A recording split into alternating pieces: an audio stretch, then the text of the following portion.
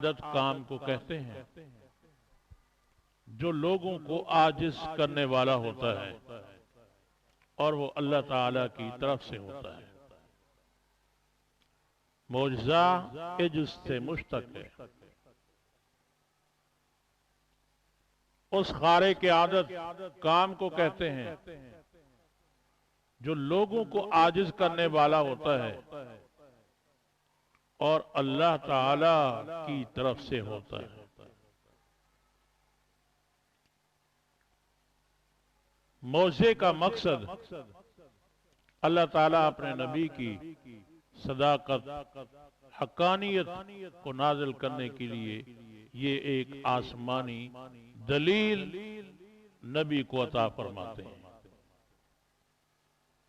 مگر حقیقت میں نبی کی صداقت اور حقانیت کی دلیل نبی کی ذات اور نبی کی صفات ہوتے ہیں، نبی کی تعلیمات ہوتی ہے۔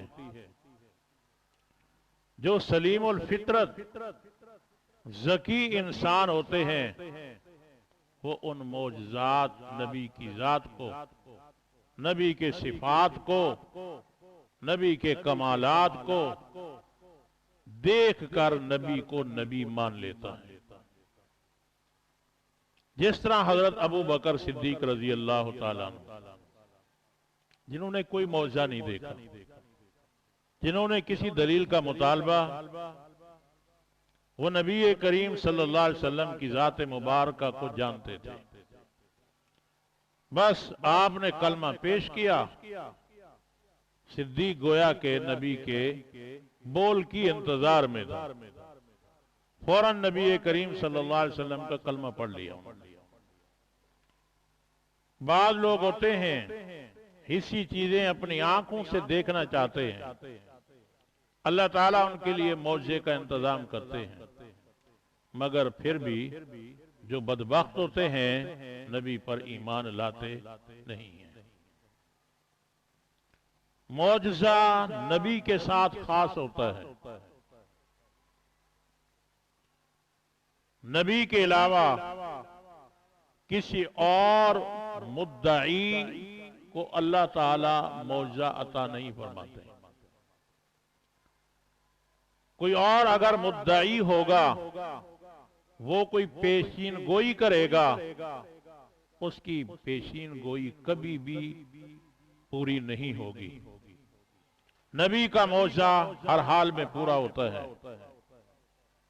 مثال کے طور پر مرزا قادیانی نے کئی پیشین گوئیاں کی، لیکن مرزے کی ایک بھی پیشین گوئی ثابت نہ ہوئی۔ مثال کے طور پر اس نے یہ کہا کہ میں اور مکے مدینے کے درمیان مروں گا، میری وفات مکہ اور مدینہ کے درمیان ہوگی۔ مرزا قادیانی نے یہ پیشین گوئی کی، مرنا تو اپنے مقام پر رہ گیا، مرزا قادیانی کو ساری زندگی مکہ اور مدینہ جانے کا موقع ہی میسر نہیں آیا۔ مدعی نبوت کی پیشین گوئی کو اللہ تعالیٰ پورا فرماتے ہیں، جھوٹے مدعی کی پیشین گوئی کو اللہ تعالیٰ کبھی بھی پورا نہیں فرماتے۔ جس طرح ایک مثال آپ نے سماعت فرما دی، اسی طرح مرزا قادیانی نے یہ دعویٰ کیا، یہ پیشین گوئی کی کہ میں مہدی ہوں۔ میں کون ہوں؟ مہدی ہوں۔ لیکن مہدی کی علامتوں میں سے کوئی علامت بھی مرزا قادیانی کے اندر نہیں پائی جاتی۔ اس لیے جو اصلی مہدی ہے اس کا نام نبی کریم صلی اللہ علیہ وسلم کے نام کے مشابہ ہوگا۔ آپ صلی اللہ علیہ وسلم کا اس دنیا میں نام محمد ہے، اس مہدی کا نام بھی محمد ہوگا۔ وہ مہدی آل رسول میں سے ہوگا، خاندان نبوت میں سے ہوگا، حسنی حسینی ہوگا، حضرت فاطمہ کی اولاد میں سے ہوگا، نہ تو مرزے کا نام محمد تھا، اس کا نام غلام قادیانی تھا، اور نہ نبی کریم صلی اللہ علیہ وسلم کے خاندان سے تعلق رکھتا تھا۔ یہ مغل جنگیز خان کے خاندان سے تعلق رکھتا تھا۔ ہلاکو جنگیز کا نام آپ نے سنا ہوگا۔ جنگیز خان یہ مغل خاندان سے تعلق رکھتا تھا، مرزا قادیانی کا خاندان کا نام مغل تھا۔ امام مہدی کی علامت یہ ہے کہ وہ مکہ مکرمہ میں حجر اسود کے سامنے ظاہر ہوں گے، ملک شام کے ابدال سب سے پہلے ان کے ہاتھ پر بیعت کریں گے۔ تو اس کا ظہور تو کجا، یہ تو مکہ مکرمہ میں گیا ہی نہیں ہے۔ تو جو جھوٹا مدعی ہوگا اس کی پیشین گوئی کبھی بھی مکمل نہیں ہوگی۔ جو اللہ تعالیٰ کا سچا نبی ہے، اللہ تعالیٰ اس کی پیشین گوئی کو پورا فرماتے ہیں۔ چنانچہ نبی کریم صلی اللہ علیہ وسلم نے کئی پیشین گویاں فرمائی، اور جو الحمدللہ سچی ثابت ہوئی، ان میں سے ایک پیشین گوئی یہ ہے، نبی کریم صلی اللہ علیہ وسلم نے بیت اللہ کا جو چابی بردار تھا وہ قبیلہ شیبی سے تعلق رکھتا تھا۔ کیسے؟ شیبی سے۔ حضرت علی رضی اللہ تعالیٰ عنہ نے فتح مکہ کے موقع پر اس سے چابی لے لی اور وہ ایمان لے آیا، قبیلہ شیبی کا فرد۔ اس نے نبی کریم صلی اللہ علیہ وسلم سے شکایت کی، نبی کریم صلی اللہ علیہ وسلم نے فرمایا چابی اس کے سپرد کر دو اور قیامت تک اسی خاندان میں رہے گی، اسی خاندان میں رہے گی، اور آج تک وہ خاندان برقرار ہے۔ وہی قبیلہ شیبی کے لوگ آ رہے ہیں۔ آج 1400 سال گزر چکے ہیں، نبی علیہ السلام کی پیشین گوئی پوری ہو رہی ہے اور انشاءاللہ قیامت تک پوری ہوگی۔ اور علماء نے لکھا ہے، دارالعلوم دیوبند کے دوسرے محتمم کا نام حضرت شاہ رفیع الدین تھا۔ کیا تھا؟ شاہ رفیع الدین تھا۔ یہ حج کے لیے تشریف لے گئے، وہاں مکہ مکرمہ میں بیت اللہ میں جب پہنچے، ایک قرآن مجید ان کے ہاتھ میں تھا اور ایک تلوار تھی۔ جو بیت اللہ کا چابی بردار تھا، قبیلہ شیبی سے تعلق تھا، اس کو کہا کہ میں ہندوستانی ہوں، ہندوستان سے آیا ہوں، یہ قرآن کا نسخہ بھی لایا ہوں اور یہ تلوار بھی لایا ہوں، آپ یہ قرآن کا نسخہ اور یہ میری تلوار امام مہدی کو پہنچا دینا۔ امام، اس نے کہا حضرت میں امام مہدی کے دور تک تھوڑا موجود رہوں گا۔ تو حضرت نے اسے فرمایا، اللہ کے نبی نے بشارت دی تھی کہ شیبی قبیلے کے لوگ ہمیشہ اس بیت اللہ کے چابی بردار رہیں گے اور یہ قیامت تک رہیں گے۔ تو آپ نہ صحیح لیکن آپ کا قبیلہ برقرار رہے گا۔ تو یہ نسلاً در نسلاً یہ قرآن کریم اور یہ تلوار منتقل ہوتے ہوتے امام مہدی تک پہنچ سکتی ہے۔ مجھے ایمان ہے میرے نبی نے جو فرمایا وہ سچ فرمایا ہے۔ کوئی بات آپ کو بھی سمجھ آئی نہیں آئی؟ ہمارے نبی کے ایک ایک پیشین گوئی کو اللہ تعالیٰ نے پورا فرمایا اور پوری ہو رہی ہے، لیکن جو باطل ہوگا مدعی، اس کی پیشین گوئی کبھی بھی پوری نہیں ہوگی۔ اس کی ماں کا نام گھسیٹی تھا۔ کیا؟ مرزا قادیانی کی ماں کا نام کیا تھا؟ ہو سکتا ہے نام کچھ اور ہو۔ جب اس کے باپ کو موقع نہ دیتی ہو تو تو وہ پھر کیا کرتا ہو؟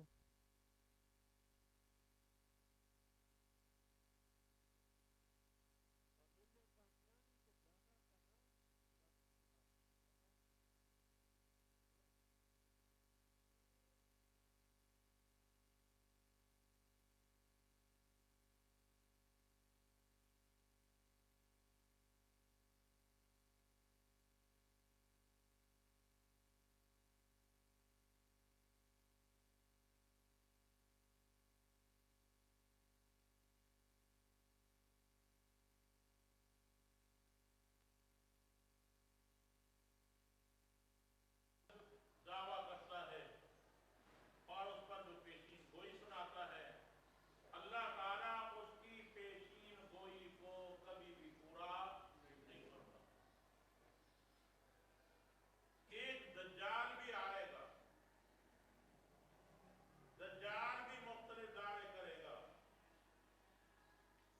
اللہ تعالیٰ اس کے دعووں کو پورا فرمائے گا، مگر وہ دجال مدعی نبوت نہیں ہوگا، وہ خدا کرے گا۔ چنانچہ حدیث پاک میں آتا ہے، نبی کریم صلی اللہ علیہ وسلم نے ارشاد فرمایا، دجال شام اور عراق کے درمیانی رستے سے ظہور پذیر ہوگا، نمودار ہوگا۔ یہ دجال ایک خاندان، ایک جماعت، ایک قبیلے والوں کو دعوت دے گا، لوگ اس کی دعوت کو قبول کر لیں گے۔ یہ دجال آسمان کے بادلوں کو حکم دے گا بارش برسا دو، وہ بارش برسا دیں گے۔ زمین کو کہے گا کہ تم سبزہ اگا دو، زمین سبزہ اگا دے گی۔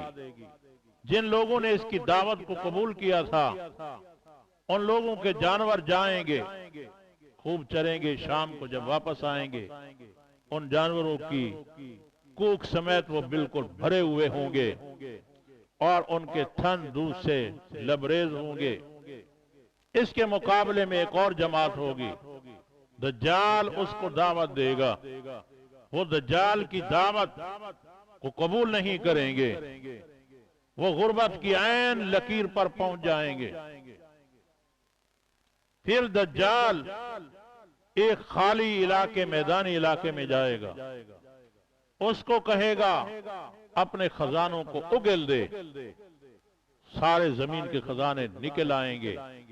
جدھر وہ جائے گا وہ دجال کے پیچھے ایسے ہوں گے جیسے مکھیوں کا چھتا ہوتا ہے، سونا اس کے پیچھے، چاندی اس کے پیچھے، روپے پٹرول اس کے پیچھے، ہر چیز اس کے پیچھے ہوگی۔ پھر یہ دجال ایک خوبصورت نوجوان ہوگا، اس کو اپنی تلوار کے ذریعے سے دو ٹکڑے کر دے گا، دو ٹکڑے ہو جائے گا۔ پھر اس کو کہے گا زندہ ہو جا، وہ بعین ہی ویسے ہو جائے گا جیسے تھا، اور اس کا چہرہ چمکتا ہوا خوش خرم ہوگا۔ تو بات کہنے کا مقصد یہ ہے، دجال مدعی نبوت نہیں ہوگا، مدعی خدائی ہوگا۔ اس کی پیشین گوئیاں اللہ تعالیٰ پوری فرمائیں گے۔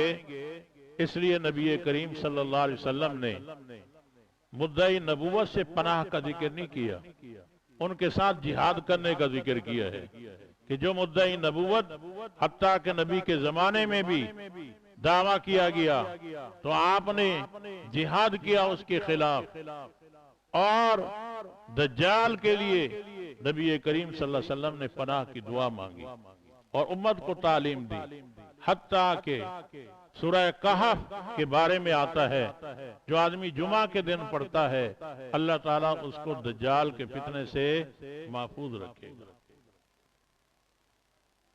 اب یہ جو معجزہ ہے یہ اللہ تعالیٰ کی طرف سے ایک وہبی نعمت ہوتی ہے، نبی کے اختیار میں نہیں ہوتا کہ نبی جب چاہے اس معجزے کو ظاہر کر دے۔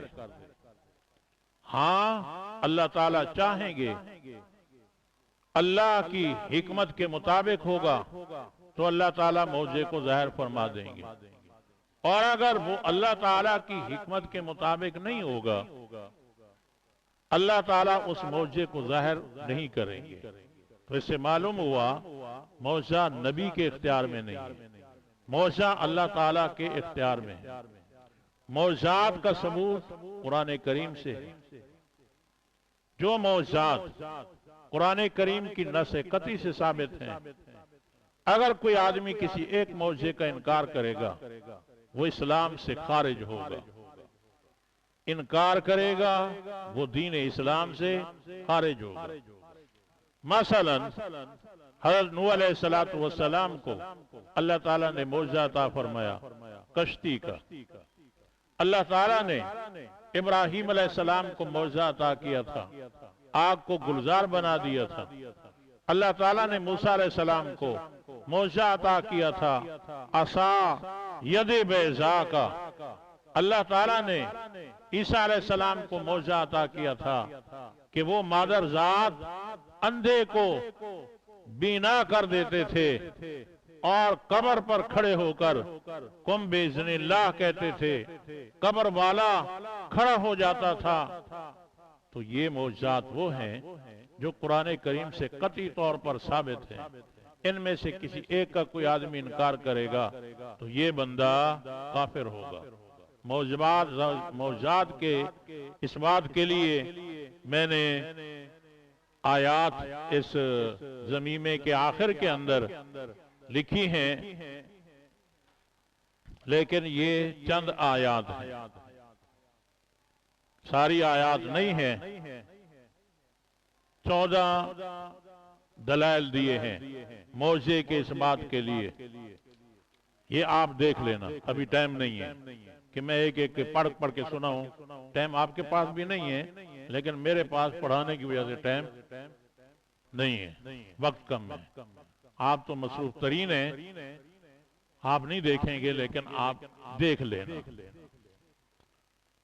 اب معجزے کا جو منکر ہے، اب معجزہ قرآن کریم کی نص قطعی سے ثابت ہے، اس کا انکار کرے گا وہ دائرہ اسلام سے خارج ہوگا۔ ایک آدمی قرآن نبی کا معجزہ ہے، اس کا انکار کرے گا، کیا ہوگا؟ اسلام سے خارج ہوگا۔ موسیٰ علیہ السلام کے معجزات ہیں جو ہر ایک کو پتہ ہے، قطعی طور پر ثابت ہیں، کسی ایک کا انکار کرے گا وہ کیا ہوگا؟ کافر ہوگا۔ اس معجزے کے مقابلے میں کرامت ہے۔ کرامت اللہ تعالیٰ یہ خرق عادت ایک نعمت